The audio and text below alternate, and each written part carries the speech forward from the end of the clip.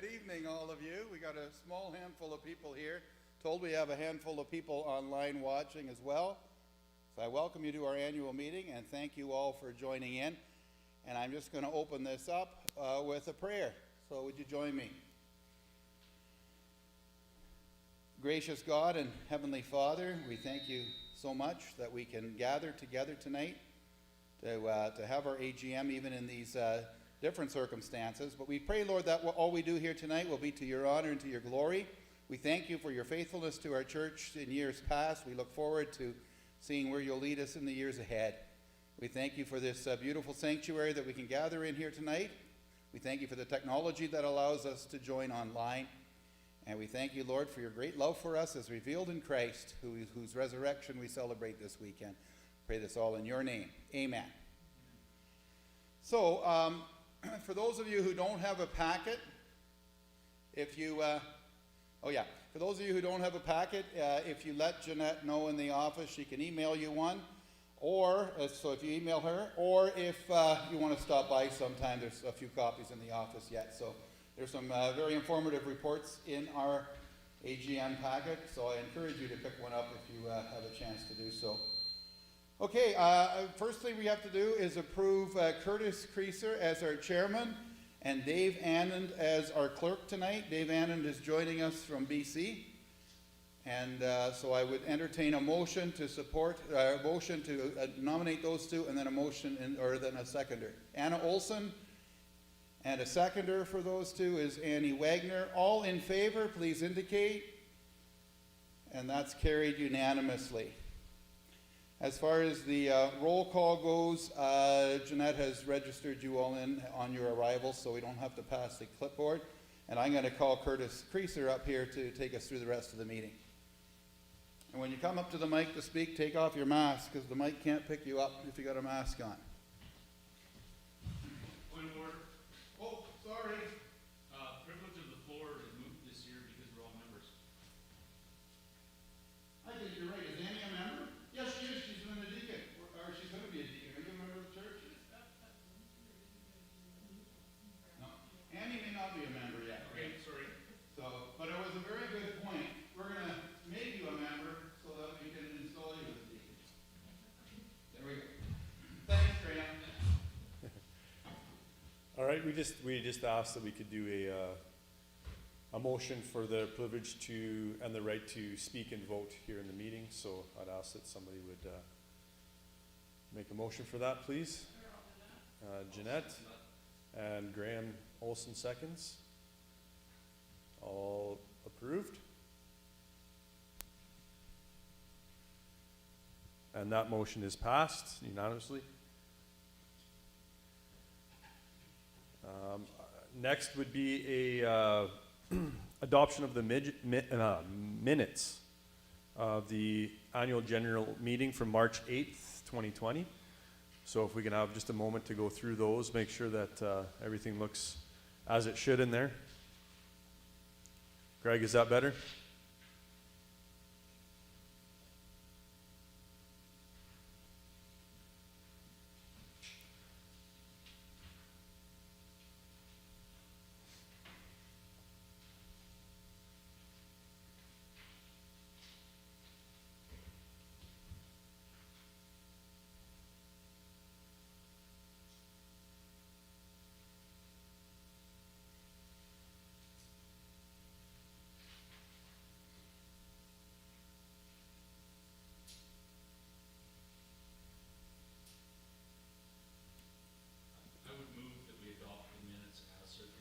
Okay.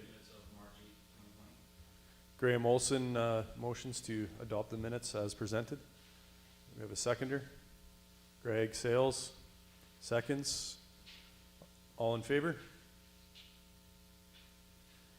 All right, and that is passed. Next on our agenda is to approve this agenda for March 31st, 2021.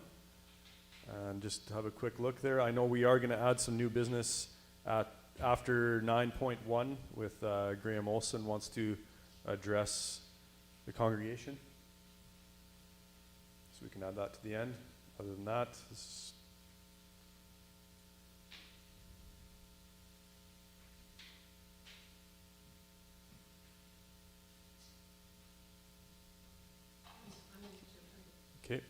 Anna Olson moves to approve the agenda, and seconder. Jeanette Platt. All in favor? And that'll be carried. Now we ask Carol Epp to come and tell us all about the financials. Carol, try really hard to speak right into the mic. Doesn't pick you up that easily.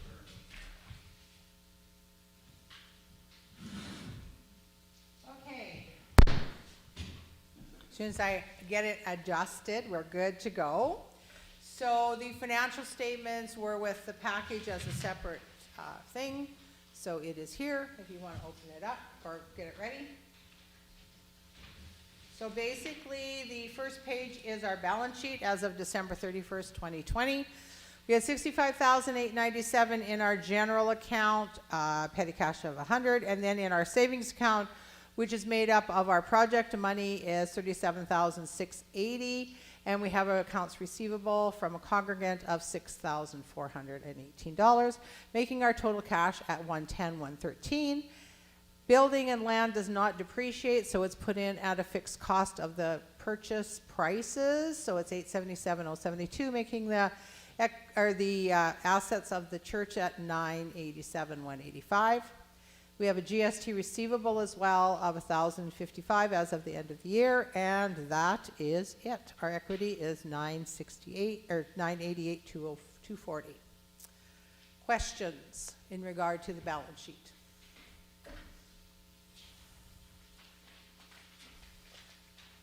The building asset, can it not vary after putting in a few $100,000 or whatever we put in as far as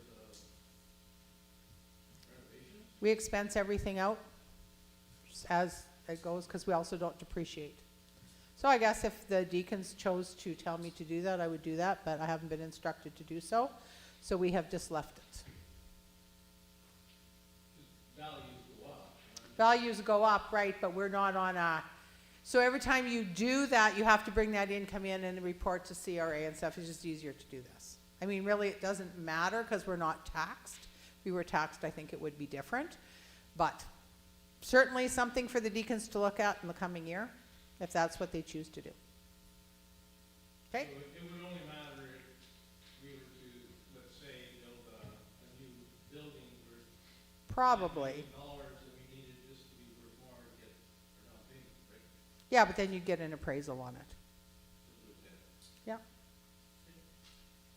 Okay, any other questions in regard to the balance sheet? So the income and expense statements to budget are the colored pages in between. I did them back to back so you could actually look at both of them at the same time. So, sorry I stammered and got the 2020 budget and the 2021 budget in green at the end. So just look at the white column, the yellow column, the orange column, and the back green column. So in 2019, we had income of $300,215. In 2020, we had income of $302,122. It's made up of all those categories. General giving was $240. From other church organizations, it was $800. From missions designated, it was $540. From Memorial Fund, it was $315. That was still from Denise Douglas Memorial. Capital Building Fund, that is the money that people are setting aside in the hopes of building a new building. That was $9,220.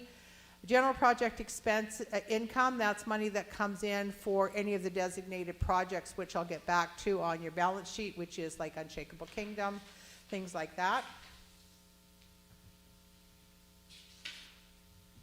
Sorry.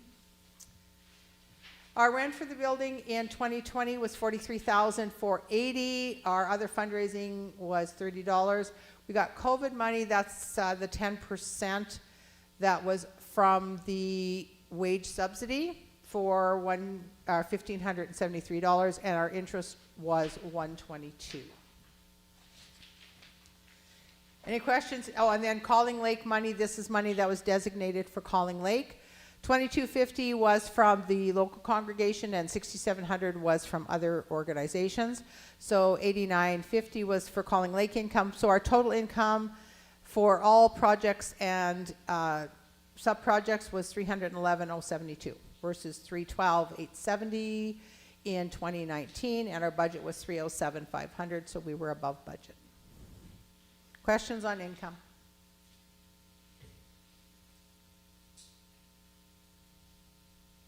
Expenses. Wages are pretty self-explanatory. There was a change in janitorial services from a contract to a wage-based, back to a wage-based. We had a wage-based in the past.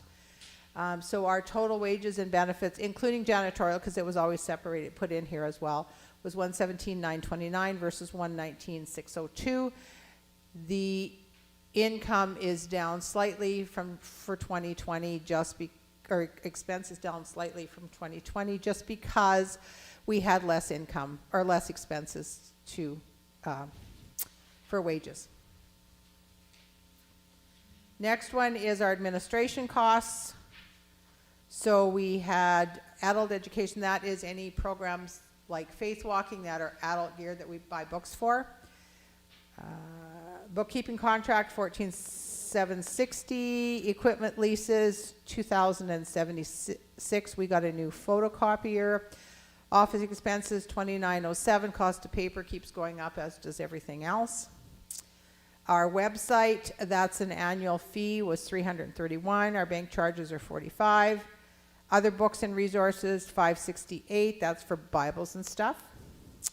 General project outreach, 2340. That is expenses used for our project income. That comes out of those allocated accounts. Reform assessments, this is sort of the big one. In 19, it was 16,819. In 20, it was 17,741. We should have had a $2,000 discount, but because we write postage checks at the beginning of the year, that court carried over to a credit for this year. The assessments are actually down. They would have been 13,300 if you look at the budget side, but it's 11,328 because we took into account that credit that we had carried forward from 2020, and that was $2,031. Music supply, we put our video system through this department, so that's why it's so high. We did get just about 100% designated money to cover that. So that was an extraordinary expense, so we went back to budgeting it at 7,000 in the 2021 year. Worship supplies, that's our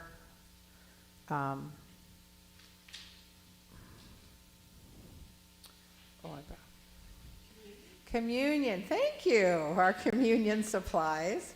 I drew a blank. Our gifts and appreciation were $693. That was for Nathan. We didn't give Al anything this year because he wasn't at work. Oh, sorry. Because he couldn't travel this year. So I'm assuming it'll be made up next year.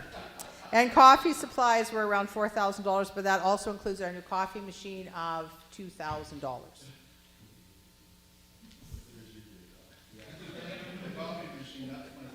Oh, well, there you go. Well, we'll just move that. We'll reallocate that. Any questions on administrative expenses? I know I'm going fairly quickly, but Could you explain again briefly reform assessments, what that is? that is what we send to the classes of the prairies for distribution between them and the regional synod. For, yeah, and the denom. Well, whatever. It keeps going. Stay in Canada? No. No, not at all. A chunk of it goes to the United States. There's three parts to our, I should talk to Mike. Sorry.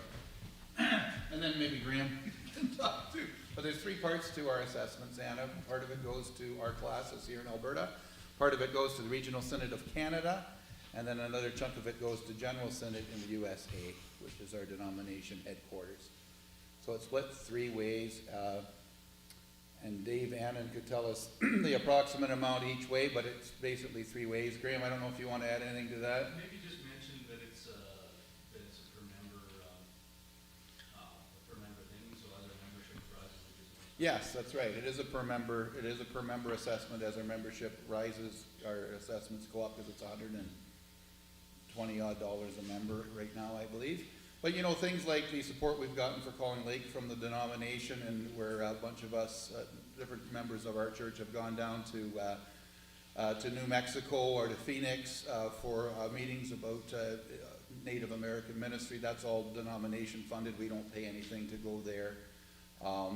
Certainly, Regional Synod has put some money into our Calling Lake effort and has some more they want to put in there, as does classes. So thus far, we've gotten pretty good bang for our buck by paying our assessments and being part of the Reformed Church. They have been very supportive of us. But yeah, it takes money to run their programs, and that's why we're assessed. You're welcome. Oh, boy. So what became of the RCA proposing to do the assessment by income instead of? Yeah, they have, it's still on the table, but they have decided for now it is too confusing to figure out. They expect a number of churches could perhaps leave the denomination in the near future over things like biblical understanding or human sexuality. And so if that is going to happen, they do not want a confusing assessment system in place until they know where they're at. So that is not on the table for this year. It may be on the table for next year, and that's basically assessing a congregation by net income as opposed by per member. So wealthier churches would pay more. For us, it would be a disadvantage because we are what one would call a wealthier church, and we would be basically taxed a little more than we are now. Those of us who have attended General Synod on behalf of our denomination, or of our classes and our church, Graham Olson, myself, Bev Topola, are quite against this happening for that reason. We'll see what happens in the future, but it's not happening real soon. They've decided to put it off for now. And it would increase our assessments this past year by $1,000. It would cost us $1,000 more if they were doing it this way, right now. So, that much I can tell you. Graham, you got anything to add to that? You covered it pretty good, yeah. Okay. It's a bad idea, and we continue to speak against it. Yeah. Yeah, I agree. And nothing's gonna get done, good, bad, or otherwise, until the General Synod actually meets. Right. Right. Why is this such a bad idea? Oh, in our case, We be helping out the board. yeah, I will say why it's bad for us, because our Calling Lake ministry, for example, is expanding, and we have churches even right now that give to us to go straight to Calling Lake, so it's flow through. They want to tax that too, the denomination does. So money that really doesn't come to us gets taxed. So if Faith Reformed Church, they give us $6,000 a year in Ontario for Calling Lake, they have to pay the percentage tax on the $6,000 they raise, send it to us, and we pay it again. So it's double dipping by the denomination in that case. So it's, the idea is good. And Carol and I have talked about it. The idea in principle is good. How they set it up and what they want to ding is a little bit cruel. If we did a big building project here and raised $250,000 for a new building, they would want to ding that. And that seems a little bit unfair, because that's a special project. Did I get it now, Graham? That was a good question, Keith. Yeah, it's, you're right on the money, Al. It's a nice idea until you talk about specifics. Right, okay. Good question, Keith. Lots of good questions. Al and I have had lots of talks about the assessments, and it's actually a very easy thing to do if they left out any capital expansions and said you have to spend more than X amount of money, and then it would work. And then the flow-throughs, any money that you get for a ministry from another church, and leave that exempt, and it's easy to track. It's, you have to report exactly that same stuff to CRA. So it's not like it's a big thing to do. So it's very easily fixed if the powers that be would listen. And I don't think it's about the money, it's about even the extra money. It's about being fair when you have some churches that are very project and mission orientated, and then they're getting money in for missions that's going back out, and then with the money they're getting is double tax. So that's sort of, mine and Al's take when we've had discussions. And like I said, very easy to fix because it's exactly reported to CRA like that anyway, so.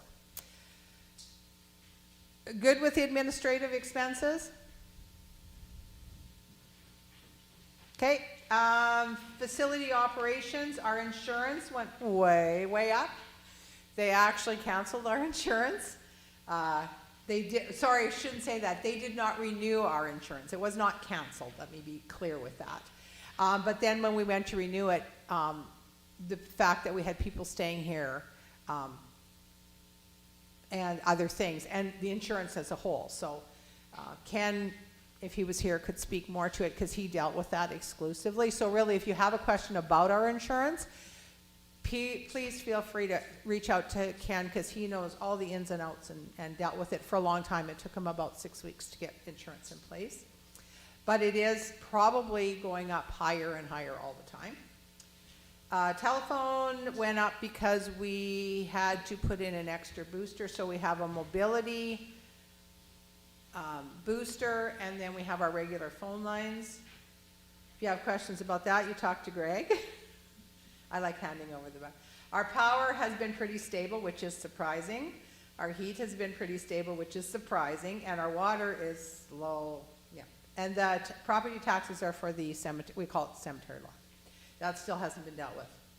Building renovations and maintenance, $10,685. Major renovations, $8,857. And I can give you details on that. And $1,600 for furniture and fixtures. So the total that we spent on facility this year was $63,967. Last year was $50,000. Our budget was $47,000, and our budget this year is $82,000 because of this. Okay, questions on facility? You already answered. It's the fiscal year, so all of these renovations Are actually in- not from last year, right? Right. Some of them were because we did a little bit, but most of it will be, and that's why it jumped up to 82,000 because we budgeted for that. Are we good? Oh, I'm getting off easy tonight. Okay, Calling Lake Ministry, we had wages, travel, ministry expenses, and other expenses. So it was quite a bit less than budget, but because again of COVID, Nathan worked for 2 months. Then he started up the, oh my gosh, I'm lost for words. Zoom Bible studies, but it was, which Warren, no, what was the program? Oh, it was Alpha, yes, and now he's got another one going. So we are still reaching out to Calling Lake. It's just in a different format, so it's costing us way less. So we have budgeted because it is the board's desire to have Nathan start in June when he has finished school to come here and work full-time. So that will be a full-time position, and that's what's been budgeted for, along with his travel and other costs. And our mission and benevolence was $31,350. So a little bit less than budgeted for, but then our income was, when we switched to online giving via e-transfer, nobody designated, and so our actual mission giving was down. Our general giving was up, but our mission giving was down, but basically for that reason. Very few people actually designated. Okay, question, so our net income was $19,438. So we did better than we did in prior years. Okay. Questions?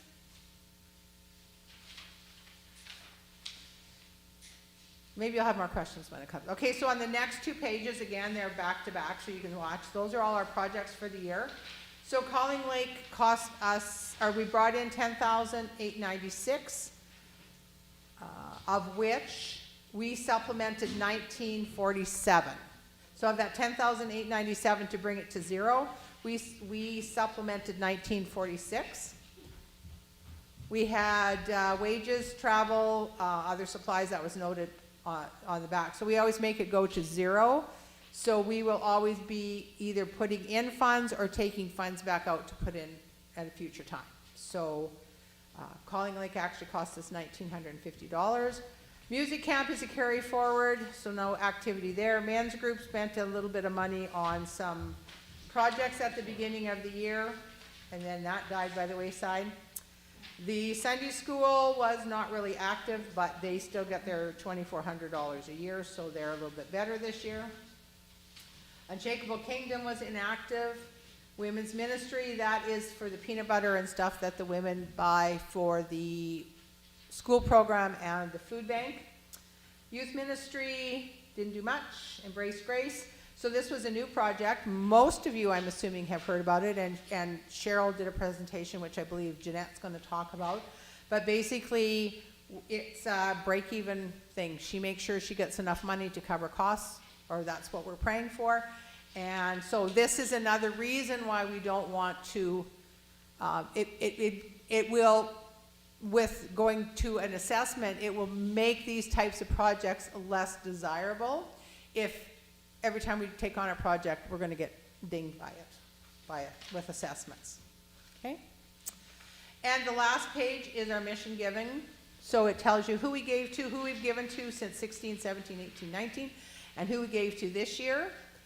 And some of the money, like the ministerial, was for the supper, and that didn't go this year. And so a few things like that didn't happen, but we did give Hannah money for YWAM. So it sort of just moved the money around a little bit as we needed them. Okay. Questions generally about finances? And hopefully I can answer them.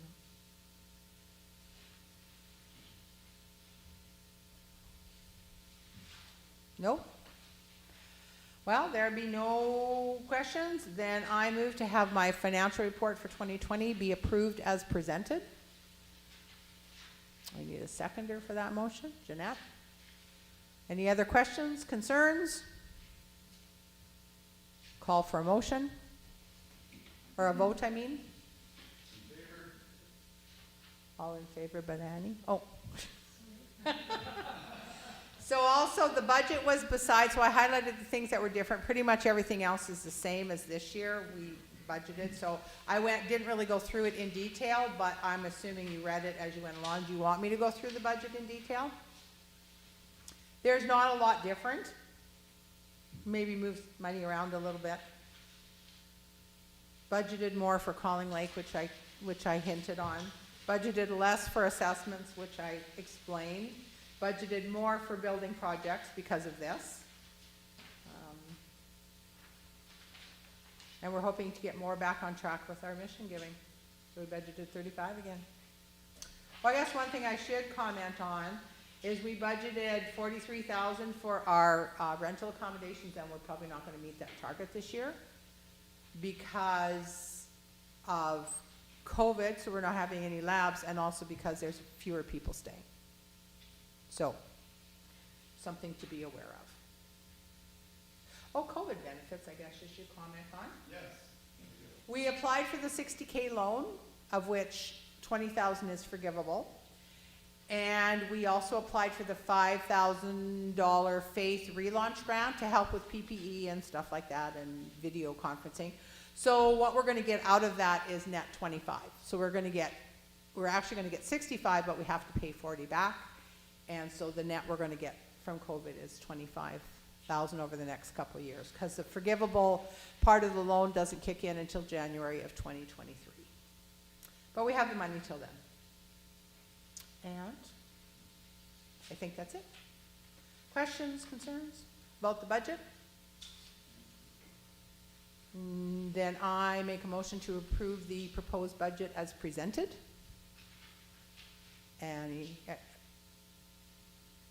Anna, are you seconding? Okay, all in favor? Okay. Then I am done. Thank you.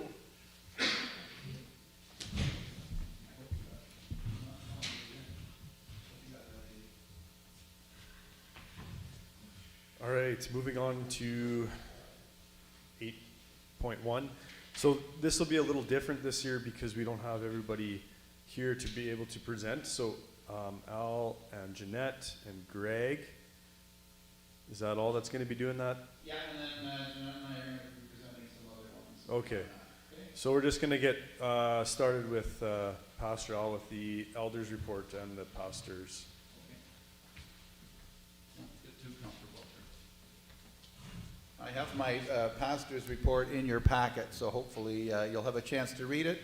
Those online, I hope you'll get a chance to pick one up sometime and read it as well.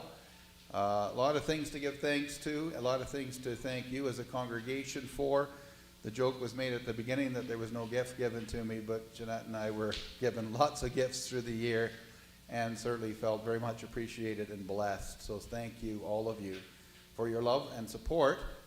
I lost my mother this past year, which was a huge deal for me, and really appreciated the love and support of so many of you folks at that time. Yeah, that was a big deal during COVID and all that, but I certainly felt very supported. So COVID certainly cramped my regular travel within the denomination and our travel as a family. So we've been around a lot more. And then we actually got COVID, so we were homebound for a little bit. But, you know, in spite of the year being different and in ways difficult, we are totally blessed to be here and to be with you folks. So thank you. That's my report. I don't have to move it or second it, so it's just the report and you guys can deal with it.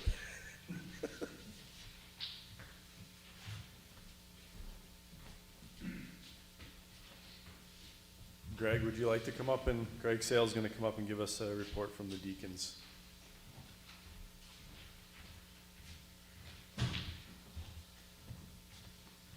Alrighty, first and foremost, I would like to thank from the board, I would like to thank everybody in the church for their support, both financially and physically throughout this year. There was a lot of challenges with COVID restrictions, but we came through with flying colors.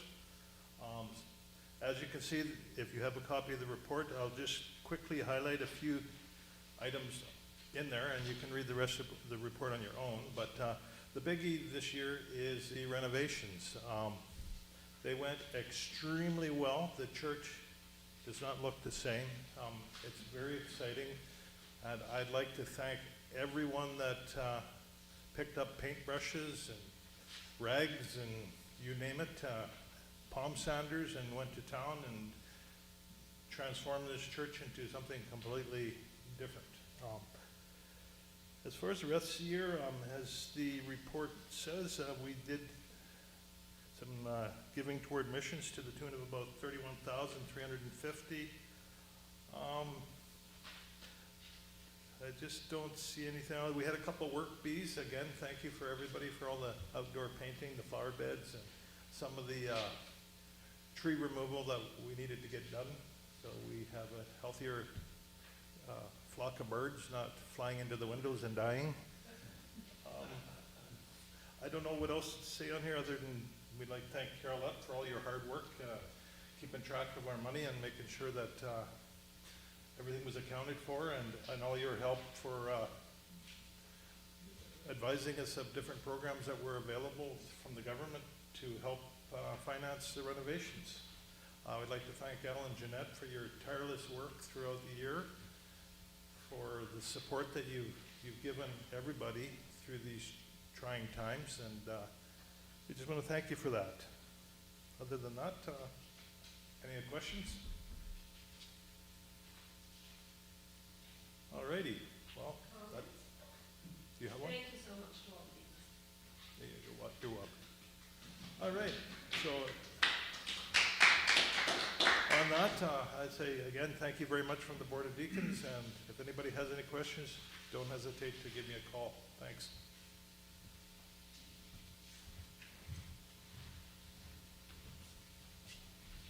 Thank you, Greg. And just a reminder too that you can pick up these reports either by emailing Jeanette or stopping by the office. She'll have some here too. So next is the church office report. So I might have stole your thunder, Jeanette, but you're up.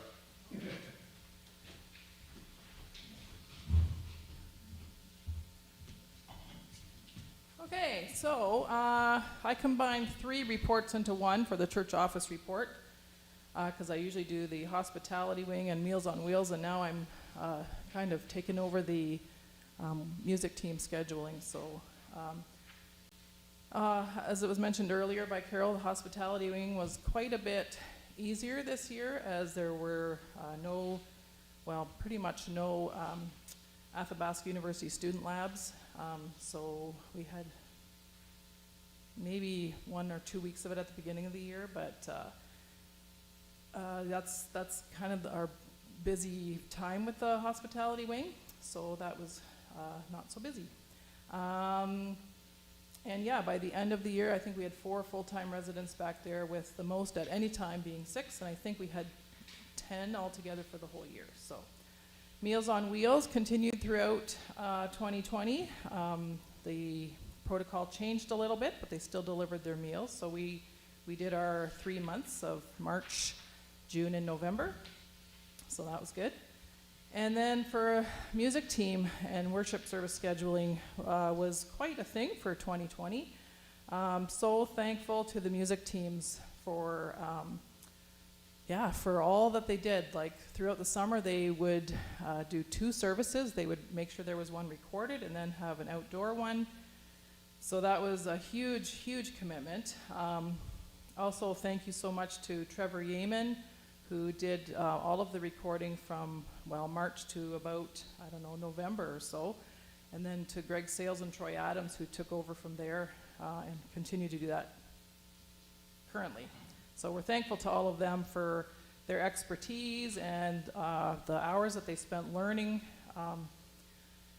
Another big thing, of course, as that was mentioned earlier, was the purchase of the new camera for live streaming. So that was a big change as well.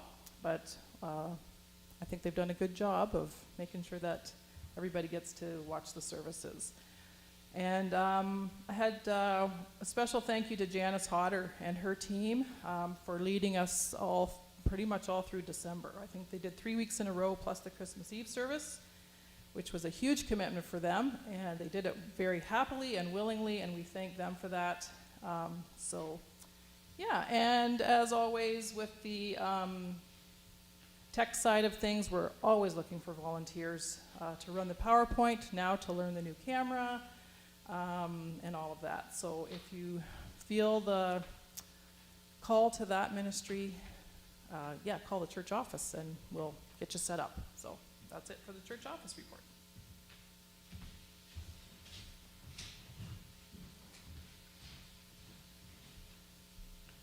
Thank you, Jeanette. Next on the agenda is the Calling Lake Ministry Report and the Sunday School Report, which Al's going to take care of here with those 2 reports.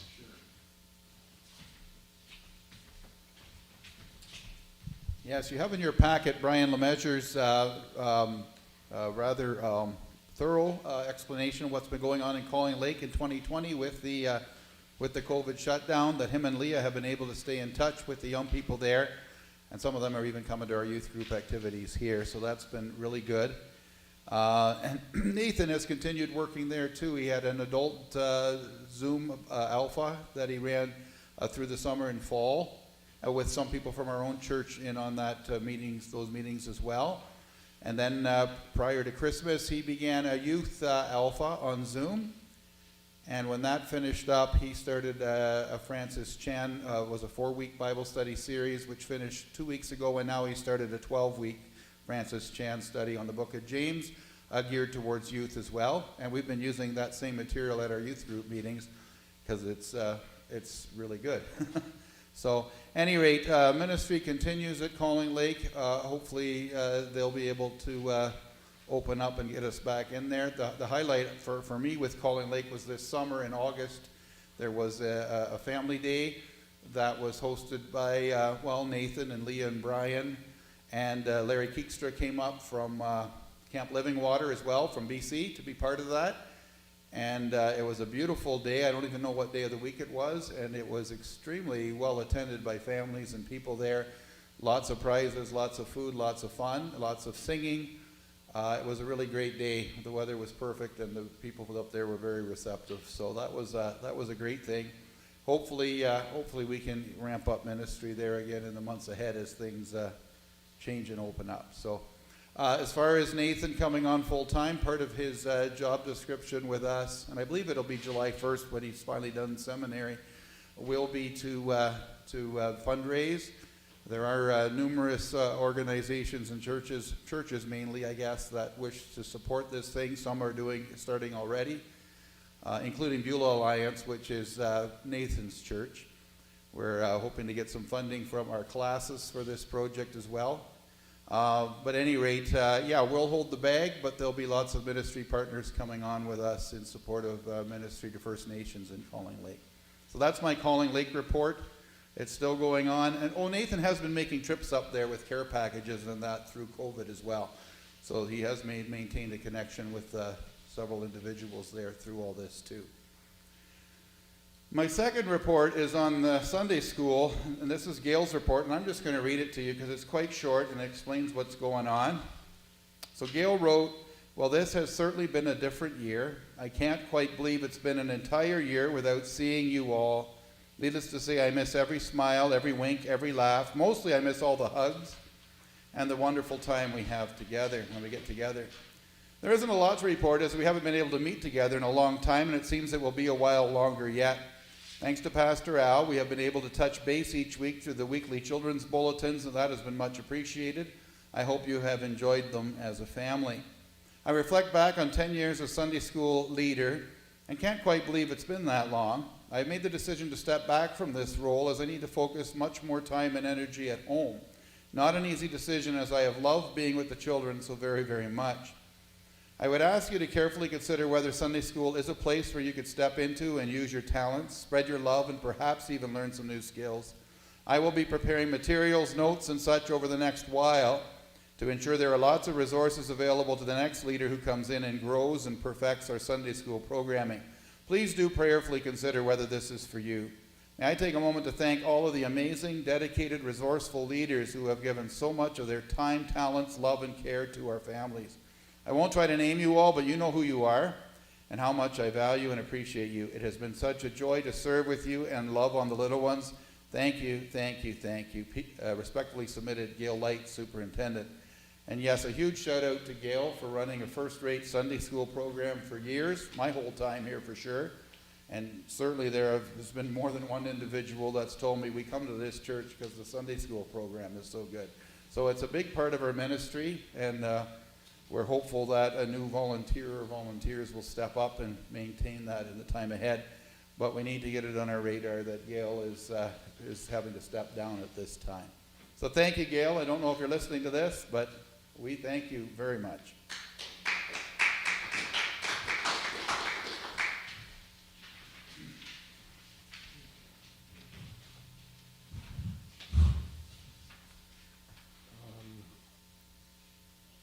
The next two reports are going to be covered by Jeanette as well here. So that's the Athabasca Interfaith Refugee Sponsorship Society and the Embrace Grace, both headed up by Cheryl Boulay. So thank you, Jeanette.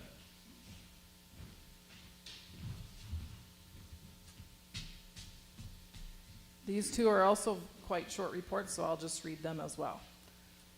So for heirs and our sponsored families want to express deep appreciation to the Athabasca Reformed Congregation for your support, for your prayers, and for your personal contributions during 2020.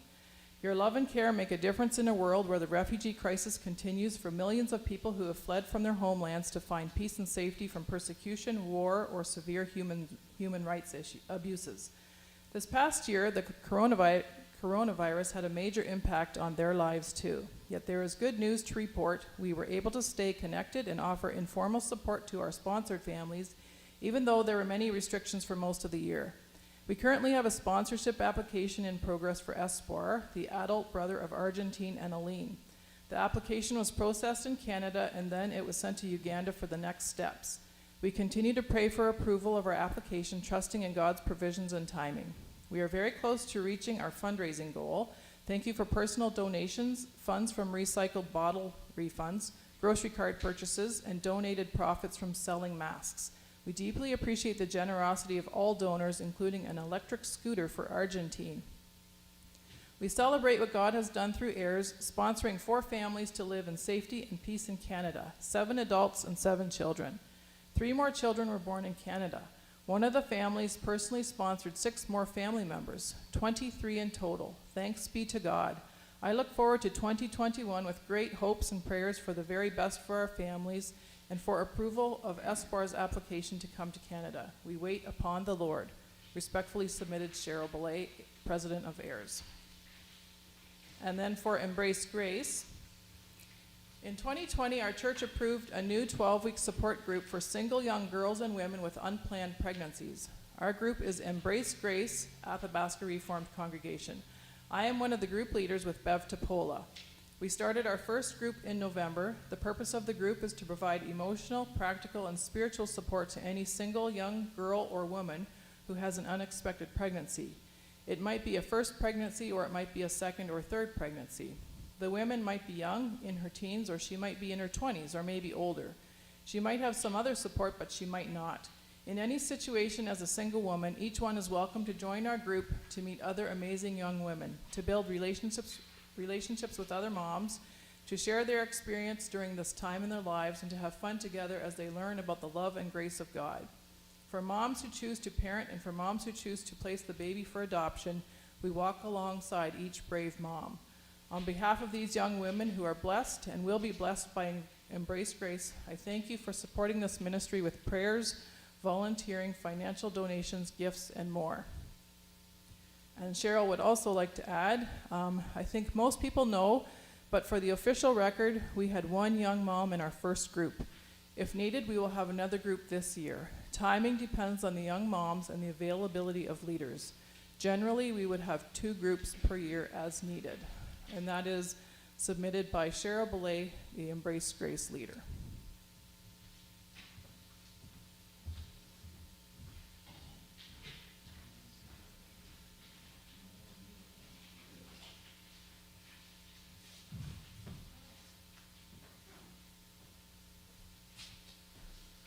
All right, that brings us to new business. So the election of the consistory officers as nominated by the consistory. So there are 2 elders and 2 deacons. Myself and Bev DePola are coming off as elders, and Graham Olson and Brad Drew are coming off as deacons. So we're going to do the individuals one at a time. So for the elders, Al, am I able to make the motion? I have no idea. I think you might as well just ask for a motion. Okay, I'll ask for a motion that we have Lorraine Jewell as elder. I have a question before you proceed. Sorry. Yeah. I mean, I have no problem, but isn't Gary coming off this year too? Oh, yes, Gary's coming off too. We Oh. haven't seen him for a while. I forgot Yeah. about Gary. Yeah, Gary. Sorry. We don't have anybody to fill that We position. don't know Gary. Okay. All right. Okay, then Thank you. Yeah, a question from the floor was noted that Gary Munsterman is coming off as a deacon, and my apologies, Gary. So yes, we'll move to put Lorraine Jewell forward as elder. Carol motions for first and seconder. Greg Sales. All in favor? Okay, that's passed with a majority. Any opposed? I guess I can't do that after we approve it, sorry. The next elder is Wes Meyer. So Jeanette moves for Wes Meyer at elder, seconder. Okay. Anna Olson, seconder. All approve. Any oppose? Okay, and that is carried. And for deacon, Anna Olson, put forward to be deacon. So I'll ask for a motion. Carol Epp is going to motion. And a seconder, Jeanette Platt. All in favor? Okay, any oppose? That is carried. And Annie Wagner, we're asked for a motion for Annie Wagner as deacon. Jeanette Platt is going to motion, and a seconder, Greg Sales. Seconds. All in favor? Okay. Any opposed? And that is passed. So thank you very much, and welcome to the consistory. You will have fun.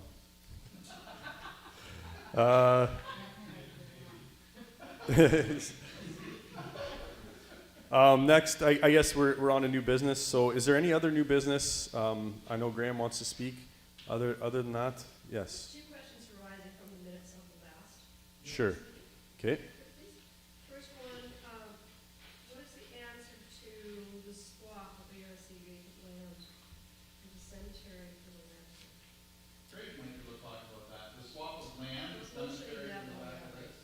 Okay. So there's a question from the floor regarding the land, the cemetery, or the piece of land near the cemetery. And there was talk in the minutes from last year about a swap, a trade with the town, correct? For the property directly behind us here, right? So Greg's gonna answer that? Or you just want me to relay what you have to say?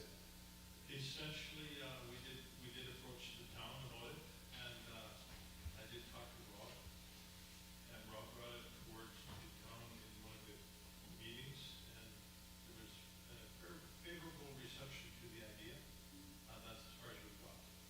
Okay, so Greg has relayed to me that it was presented at town council, and there is favorable thought to have that swap happen, and it'll be our responsibility to follow that up then, right, Greg, as deacons? Okay, and a consistory. So thank you. And the second one is number 12. The question was raised about how youth could be more involved in the decision-making process in the church. I will answer that. Yeah. Yeah, when it was brought up, I wondered about it. As I thought about it more, I'm not going to say what I think of that idea, but I know that I'm personally friends and know well lots of mature Christians who took on consistory roles and haven't been back to church since. So empowering youth to serve on consistory in some sort of leadership thing is a horrible idea. Empowering them to serve in the church and learn how to serve in the church and be involved in the church, that's a whole different game. But the question came up last year, would the youth feel more authoritative in the church if they could have leadership roles? And here's what happened when you take a leadership in the role in the church, and we all know what who served on consistory, you don't come in there and do your own thing, and you don't change the world. It's a lot of greasing and a lot of oiling, but radical change, if that's your reason for being there, and to see your great idea get all the way through, you're going to leave disappointed and angry at people who disagreed with you. And so it's a good thing to address in terms of making use of the youth, especially we're able to in our praise teams and hopefully a little more in our recording and in our sound booth as we go forward. But in terms of actually taking on leadership positions in the church where they would feel entitled to lead, I see that as a very, well, there's no provision for it in the BCO anyways, but I don't see it as a very good idea. So that's where I ended up on it, Anna, after pondering it for a year. Empowering youth and encouraging them is one thing, but to give them leadership roles in places where they can't thrive is a bad idea because they will leave frustrated and disappointed in others. So that's where that came from. Good question, though. Thank you for asking. Age where they can by our council standard? Well, basically you have to be a member of the church to serve on consistory, but I do believe, now I don't know where I get this from. Where do I come up with an 18 or older thing? I don't have a clue where I get that from. Standard. I was just going to say Yeah. the same thing. It's Yeah, gotta be 18 and over and a member of the church. Yeah, I don't know where I come up with that 18, but somehow that's crossing my mind, but I'm not sure what it is. Was But I the youngest consistory member at age 23? I think you were. Yeah, I might have been the youngest. Yeah. And it's normally people like in their 30s. Yeah. Yeah. Yeah. But encouraging our youth and having opportunities for them to serve and to thrive, yeah, absolutely.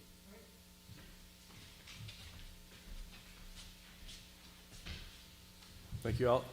Any other questions or new business? I just think in regard to Anna, if someone feels that there is a leader that they could bring up beside them, walk beside them. Yeah. You know, people say to me, why do you run the kitchen? Well, anybody want to walk beside me to learn, that's how I teach. You walk beside me. I don't tell you what to do, I show you what to do. So I think if we want our kids to be involved in leadership of the church, we just need to let them walk beside us and see how it's done. So if someone says, oh, I wouldn't mind being a deacon, or I wouldn't mind being a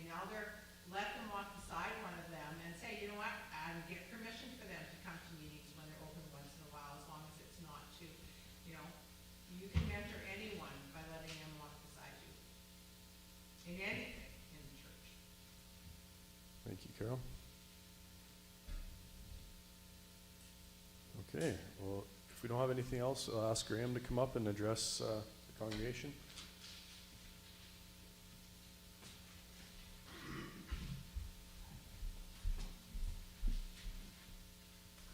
Thanks, Curtis.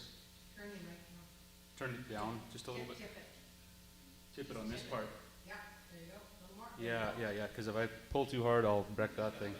And I know that now from all the things I've learned here. Yeah, so, I asked Al if I could address the congregation and explain what's going on in my life. And so I've been a part of this consistory for a long time. And in October 2020, we made a decision as a consistory that I cannot support. And in my opinion, I know there's others that will disagree with this. In my opinion, strict obedience to the public health orders that were on the books in Alberta in October is necessarily disobedience to the call of Christ. I think we have to meet as a congregation. That means that we have to find a way to allow 140 people to meet together. Whether that's in obedience to the public health order or not, I think we still have to do that. I think churches in general have to do that. So I was angry in October. I'm not angry anymore. I'm sad and disappointed. And I'm not here to give you all the reasons why my view is the correct view. I'm here to say goodbye. And it's been 30 years, and it's been wonderful until recently. And I want to acknowledge the good years. I want to acknowledge the milestones in my life that happened in the last 30 years that you all have been a part of. I want to acknowledge getting saved by the grace of God on the 12th of July, 1993, in a room of 2,000 other RCA kids, and how wonderful that was. I want to acknowledge getting married by Pastor Ron in 1998, and how wonderful that was. I want to acknowledge how you came alongside us during our 2 pregnancies, and also how you came alongside us during that really difficult time in 2016-17 when Leslie and I separated and stayed apart for 7 months. And it's sad to say goodbye, but I think it's the right choice for me. And I'm glad to report that I have another church home to go to. It's not like I'm turning away from my faith in any way. And I'm going to leave the precious orange books up here at the front. And my keys are behind Greg on the ledge there. And goodbye.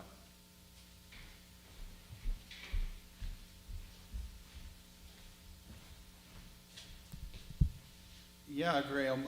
Graham stepped down as our classes president last week at our spring meeting. And there, as he is going to receive from me now, he received lots of accolades and commendations because he's done a lot of work for our denomination.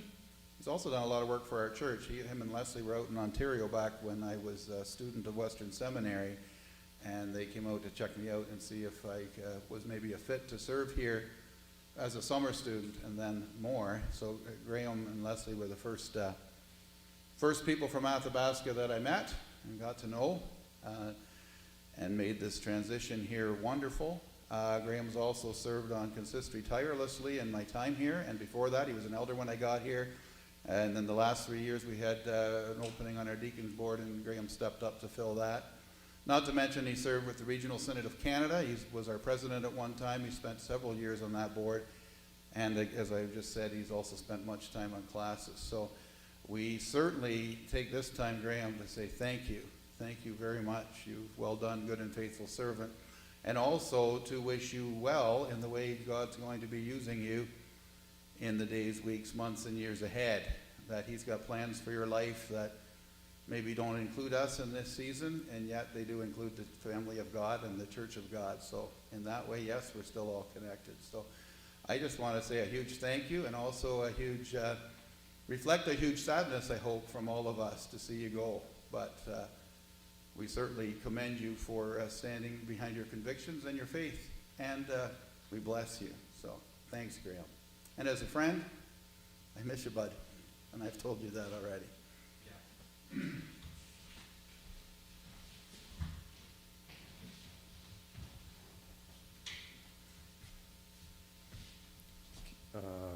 Yes, Greg Sales would like to come up and talk.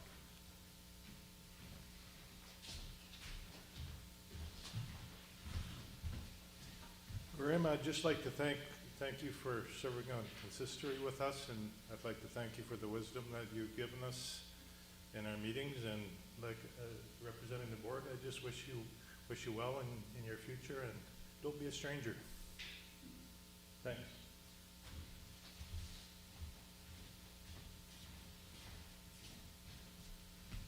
Okay, thank you, everyone. Thank you, Graham, and thank you to the hard work of the people of the congregation and the consistory. And I guess we just hope for a time where this building is full. And we're going to close in prayer and put this annual meeting to a close. So bow our heads, please, and thank you, Lord Jesus, for today. Just pray for this congregation, pray for this church and this community. We just pray that we can surrender to your will and that you can guide us through 2021 and just allow us to be strong and share the good news in the gospel.